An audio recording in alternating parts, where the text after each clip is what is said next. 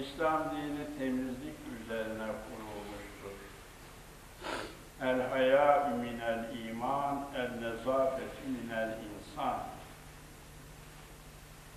Bu nedenle cumaları olsun, bayramları olsun, dinimiz gusül abdesti, temizlik, misvak kullanmamızı emrediyor. Her vesileyle, özellikle topluluğa karışacağımız zaman bu temizliklere daha bir önem vermemizi sağlık veriyor. Cenab-ı Peygamber sallallahu aleyhi ve sellem güzide eshabının içine karışacağı zaman gayet temiz, güzel kokular sürünerek kendisi miskler gibi koktuğu halde yine kokular sürünerek güzide eshabının içine karışır. Ve bir insan servetinin yarısını kokuya verse israf etmiş sayılmaz buyururdu. Güzel kokuyu kendisi böylesine severdi. Misvağın da önemini pek çok hadis-i şeriflerle emretmişlerdir. Bugün de tababette ağız sağlığına çok önem vermemiz icap ettiğini doktorlarımız söylüyor. Dizleriniz ağrısa dişlerinize bakıyor. Midenizden şikayet varsa dişlerinize bakıyor. İlk önce dişlerinizi bir kontroldan geçirin, tedavisini yapın. Ondan sonra bu hastalık tekrar devam ederse ilgilenelim gibi tavsiyelerde bulunuyorlar. Halbuki dinimiz 1400 sene evvel bu öneme mebni diş sağlığını, misvak kullanmayı, ağız temizliğini emretmiş. Hiçbir şey bulamazsan şehadet parmağıyla baş parmağını ağzınıza sokarak dişlerinizi bu tarz üzere temizleyin diyor. İnşallah biz böyle mübarek günlerden daha çok istifade edebilmemiz için, daha çok feyziyab olabilmemiz için temizliğe önem vereceğiz. Peygamber Efendimiz oruçlu olmadığını göstermek için bayram namazına tatlı ve tek bir şey yemek suretiyle gelirlerdi. Hurma malum haliniz Arabistan'da en geçerli, en güzel bir nimet, doyurucu bir meyve. Peygamberimiz bundan 3-5 tane teki iltizam ederek yerlerdi. Çünkü hadis-i kutsi'de Hazreti Allah اِنَّ اللّٰهَ وِتْرٌ يُحِبُّ الْوِتْرِ Allah tektir, tekleri sever.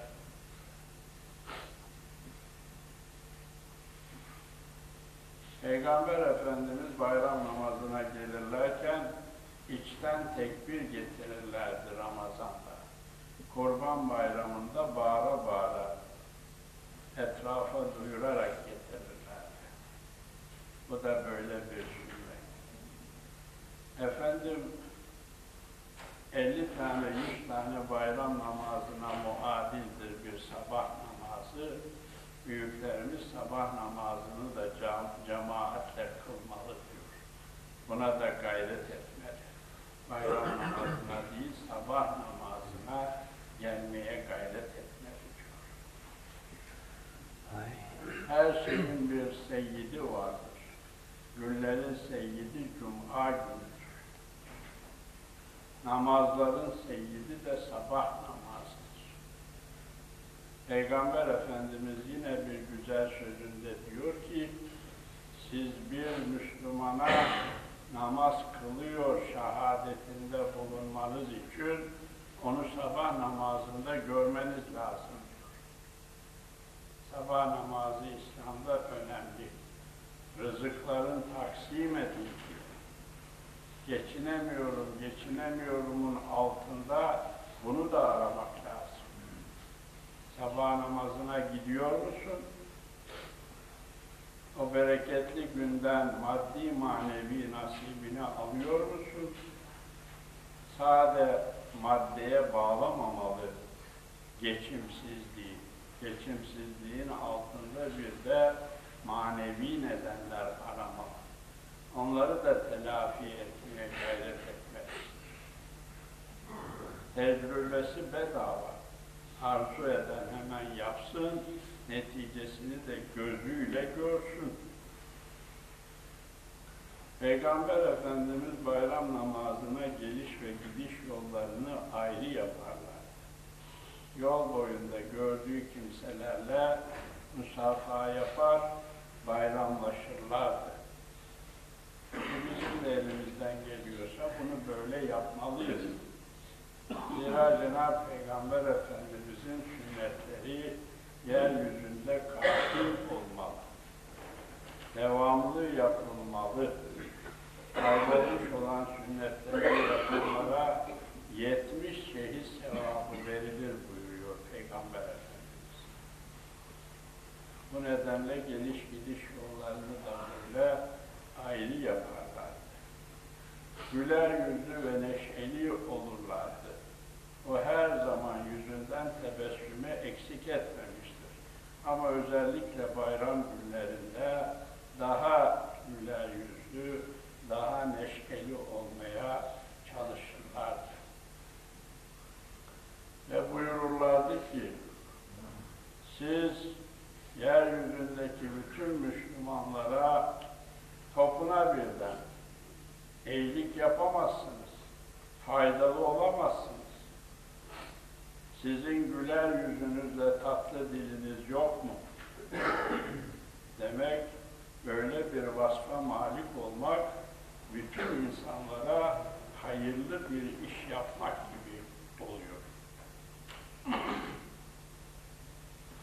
Yine tavsiye ediyor Peygamber Efendimiz, bayram namazına teenni ile Arasat'a gider gibi gidilsin. Aceleyle, telaşeyle, koşa koşa falan değil, böyle vakur bir şekilde teenni ile gidilmeli diyor. Bu mübarek günlerde ziyaret yapılmalı. Yazlıya kaçılmamalı.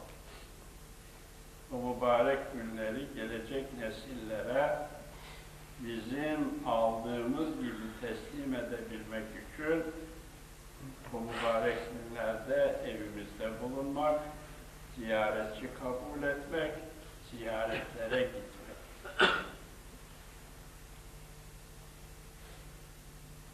Beşeri bir hal ile bazı kardeşlerimize ufak tefek dargınlık, küslük meydana getirmiş isek, bu güzel günleri vesile yaparak barışmak. Yeryüzünde hasım diye kimseyi kabul etmemek. Herkesi hısım yapmak.